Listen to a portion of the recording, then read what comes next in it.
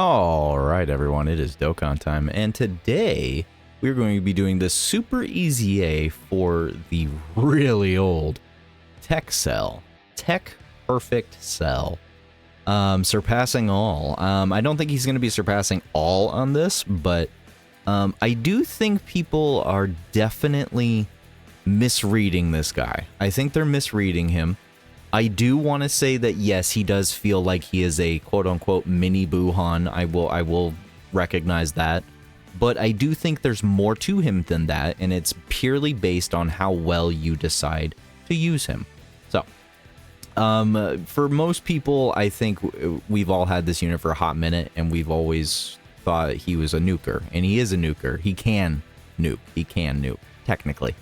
It's really rough, though. So this unit's actually a surprise to me. He is actually a little bit more complicated. He is a little bit more complex in that you can build him in different ways and he can operate very differently. So I do like the diversity in how this unit can be used.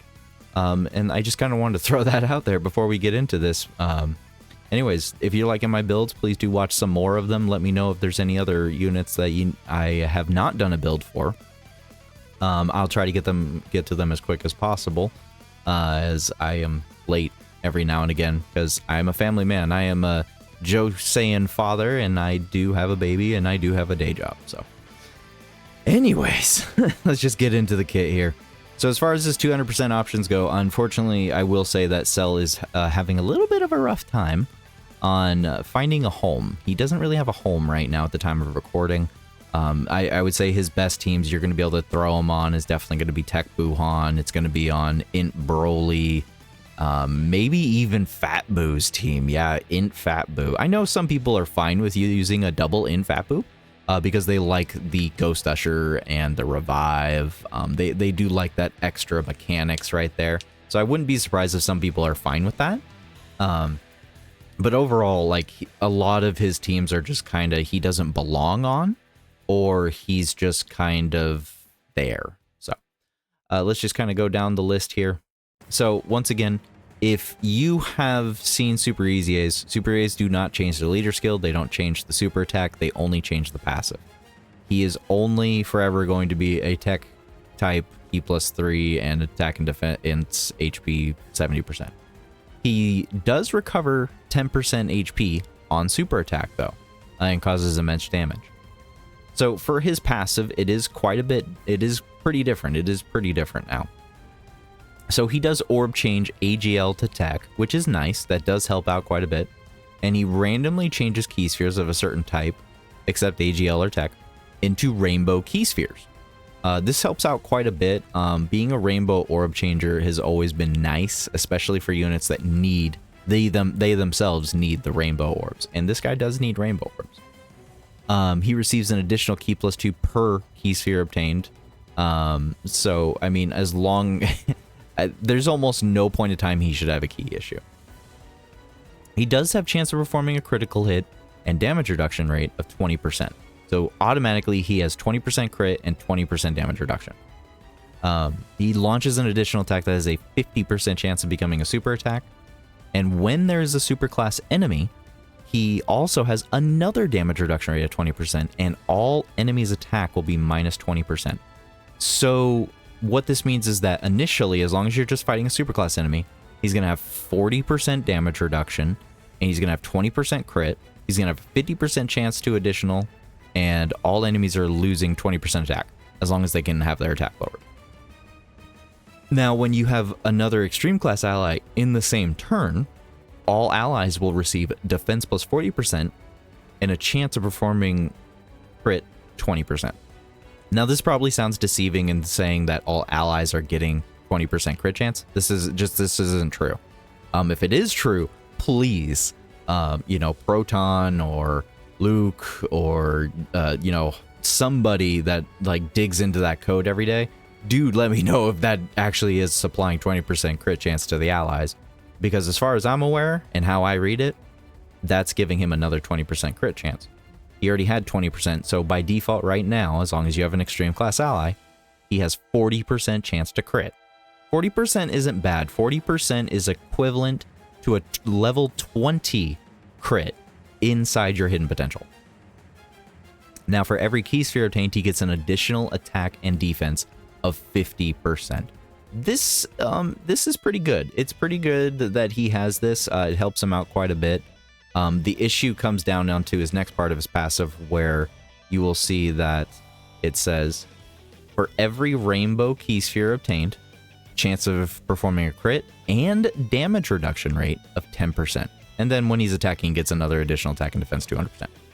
So this right here is actually like, this is literally the entire unit. This right here. Every rainbow key sphere obtained, chance of performing a crit and damage reduction rate of 10%. This is literally him. This is literally this. The amount of rainbow key spheres you get for this guy dramatically changes how he will perform and how much damage he will do, how much he can tank, and just how he will perform in general. So let's say you only get 2 rainbow key spheres, just 2. You only get 2 rainbow key spheres. What this means is that you'll have 60% chance to crit, and you'll have 60% chance or a 60% damage reduction with 2 rainbow key spheres. On average, I believe most people can obtain 2 or 3 rainbow key spheres. 4 is really pushing it. 5 is just almost impossible. Not impossible, but just really difficult. If you get to a point where you can obtain 4 or 5 rainbow key spheres, you can throw this dude into slot 1 because he will have 80 to 90% damage reduction. You gotta look at his kit. You gotta look at his kit. Everybody's gotta look at it. You gotta read. I know it's hard for Dragon Ball fans. I'm a Dragon Ball fan. I have a hard time reading myself. But he has 20% critical. He has 20% damage reduction right here. He's got another he's got the 20% damage reduction when there's a super class enemy specifically, and then he's got 20% damage reduction normally, so that's 40%. So yeah, just getting literally 4 rainbow key spheres will acquire you 80% damage reduction, and if you get the magical 5, that is putting him at 90% damage reduction. He can 100% go into slot 1 at that point. 100%. Easily tanking 4, I mean, not easily, but he will tank 4 million super. He will, shoot, he could probably potentially tank a 5 million. He's tanking very well. 80 to 90% damage reduction is huge. It's huge, even on start of turn defense. You know, and we're not counting how much extra defense he's going to have based on how many orbs he gets along with those. So, I mean, if you get 5 rainbow key spheres, you didn't get anything else. When you collect 5 rainbow key spheres, that's all you collect. You just collected a row of rainbow key spheres. It doesn't connect to anything. It can't connect to anything. But if you collect 4 rainbow key spheres, you could get some extra ones along the way. That can definitely happen. But yeah, he's crazy. He is really good. And this right here is the defining factor of how you can use him on a turn and how well he tanks and how much damage he does. It's very all over the place, and it's very orb managed. You have to orb manage this cell. Now, I do come to the final part of his breakdown. I know this is a lot, but his link skills suck. His links suck. The only things you're going to have up, literally the only things you're going to have up, Big Bad Bosses, Revival, or Kamehameha and Fierce Battle. Messenger from the Future, Attack of the Clones, Ultimate Life Form. These 3 links are just virtually never going to be activated. And it's unfortunate because I will tell you his performance is a little bit different when he can actually get those links off. Because when he can get those links off, man, if the Int LR cell was still a viable unit to be throwing onto a team, oh my goodness, this guy would be crazy good. He really would. He would just be so much better defensively and offensively. So getting these links off does help out a lot. He has a real rough time when it comes down to actually having a link partner. Let's see if we can take a look at like the amount of link partners he really is going to have here. So let's take a look here. So the characters that have 6 common links are going to be he himself, the transformed Int LR cell. 5 common links are just the AGL cell and the Int LR cell.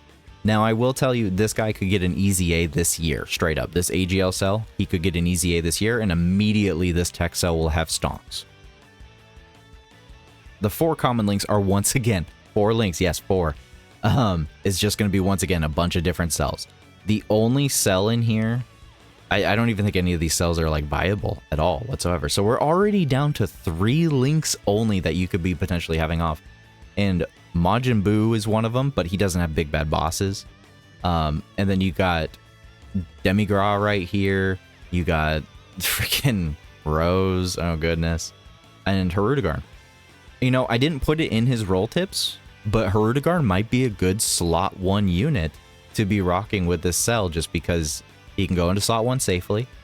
He's just a dodge or die unit. He's going to give you big bad bosses, revival, and fierce battle. I mean, it's something, man. It's something, I guess. But yeah, he's having it really, really rough on the link skill department. And yeah, it's pretty rough. It's pretty rough. It really is. Some of these recently released units have been pretty rough in regards to how they perform with link partners. So hopefully in the future we'll get some better link partners for this guy. Let's go ahead and finally get past this and go ahead and take a look at his defense numbers, compliments of Halvard. So Halvard didn't give us too much here, but with 8 key spheres, his post-super defense can be at 1.3 million defense. Now remember, he's already got 40% damage reduction. You get 2 rainbow key spheres, he's at 60% damage reduction. So already right off the bat, he can tank a 1.3 million super for about roughly 2 to 300k.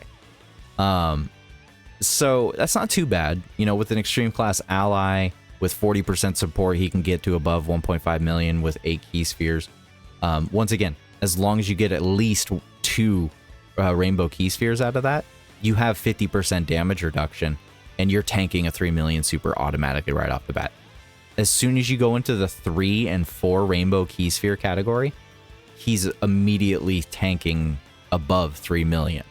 So I do think he is really good. He's just really waiting for a partner. He's waiting for a good slot 1 partner or slot 2 partner even that activates all these extra links that can make him a lot more offensive and defensively better.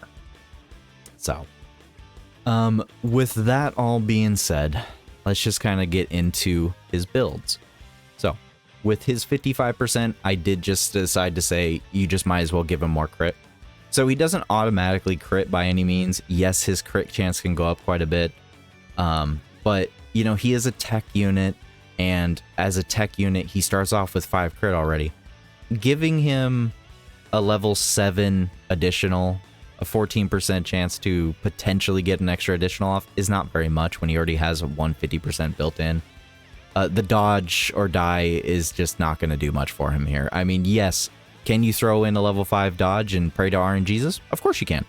But the likelihood better and the most guaranteed way for this guy to survive is just to focus up and give him the rainbow key spheres. If you are truly afraid of him dying in a fight, you give him all those rainbow key spheres that you can.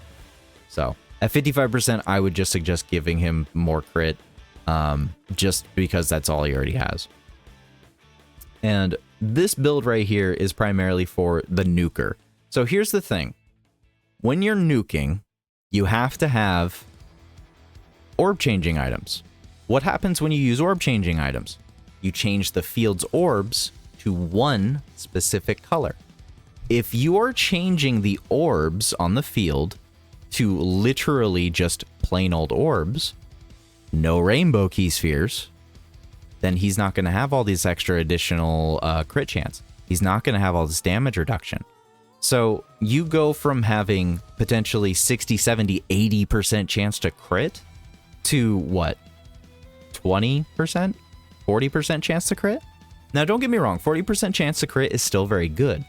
But in my personal opinion, you should suggest giving a damage dealing unit more crit if they only have less than 50% crit.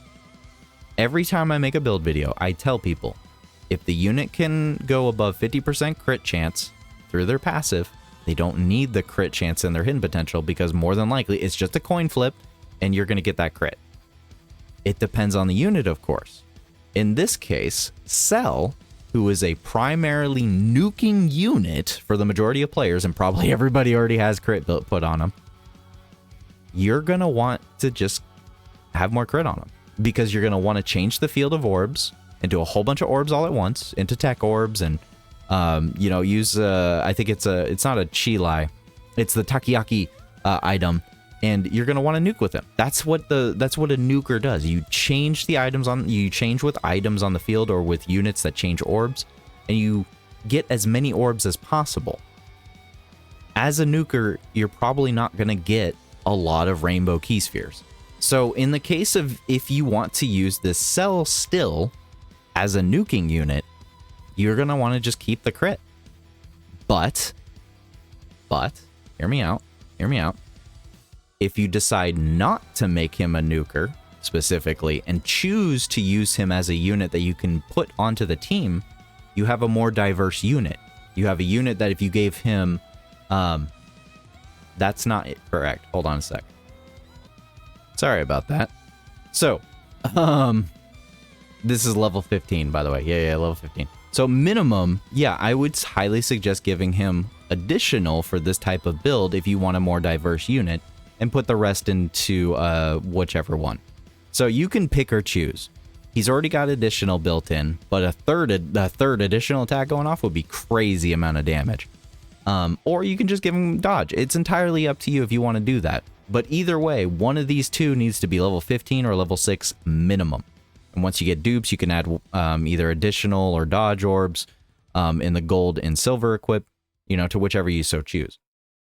I only threw the HP orb into here because I feel that Cell is a unit that, although he's probably not going to have stupidly high stats, usually when I have a support unit, I either choose to give him a defense orb, or I choose to give them an HP orb sometimes. And I think the HP orb could go a long way, considering he is just a TUR, or true UR, however you want to call it. And he doesn't have as high stats as an LR does. But he is an older type of unit, so he does have higher stats, and this still goes a long way. And I kind of view this as more of a supportive role point, because at this point he's getting extra additionals in, he's healing. Because you gotta understand, for every time you additional, you're recovering 10% HP. So the additionals are recovering an additional 10% HP. So you get your first super, 10% HP. You get an additional proc off from his passive, that's 20%. He gets his actual hidden potential to proc, and that's 30% HP recovered in one turn. So I do feel like the additional is probably the best way to go for this guy, but I could be wrong, and it's up to you entirely. This is only a suggestion. So, with all that being said, you can pick or choose how you want to build him, either as a nuking class, or you can just kind of go for the more diverse unit that you can use in the field, and go for additional and dodge. So with that being said, let's move on to his role tips. So primarily, I do feel like Cell is a little bit like he like I said at the beginning of the video and several times, he doesn't really have a home. Not truly right now. I kind of hope he has a new home at some point during the year, but at the moment, Tech Buhan, Fat Boo, in LR Broly, he kind of doesn't fit in with any of these teams, but at the same time, these are his best teams he can run on because they're the 200% teams to run on. They're not the only teams he can run on, but they are the best and highest level leader skill that he can go on as of right now at the time of recording it on February 17th of 2025. So, and his partners are very limited. I mean, you got Bojack with a revival, Big Bad Boss, Fierce Battle, and the same exact thing almost with Buhan over here. Buhan having just Big Bad Bosses and Fierce Battle. But at least if you're rocking Buhan with him, then you will actually get the chance of having the support from Buhan, because Buhan does support. So, I mean, support along with Big Bad Bosses and Fierce Battle, Buhan is still fine. You know, it's fine to be running him with him. But then if if we just had a good cell, partner, this guy would be great. And this in LR cell is his best link partner technically, although I don't think he's viable. He is definitely his best link partner. And as far as best slot position goes, I really don't feel like he needs to stay on rotation. I think he just needs to be floated off for the most part, support a little bit of the allies, orb change for Buhan even, or any of the other units, you know, and just float him off and, you know, just have him come back every now and again. Or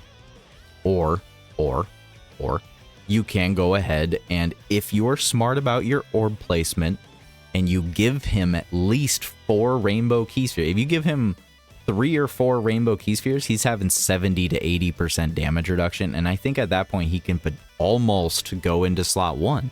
But it really depends on if you're going to have those orbs, those rainbow key spheres. The rainbow key spheres will dramatically change how he can tank, and if he could go into slot 1, slot 2, slot 3. So, but yeah, I think that's going to be it. I spent a lot longer on Cell than I thought I was going to. I think he's kind of a hidden gem, and we're just kind of waiting for a better team with a better partner right now for him. I think he's still pretty good. I like him. I think I could find a couple uses for him. So, I think that's it. Yeah, that is it. Anyways, guys, thank you for watching the video. Please let me know how you are going to decide to build him. Are you going to go primarily more for the critical build, you know, the nuking build specifically? Maybe that's already what you kind of had beforehand.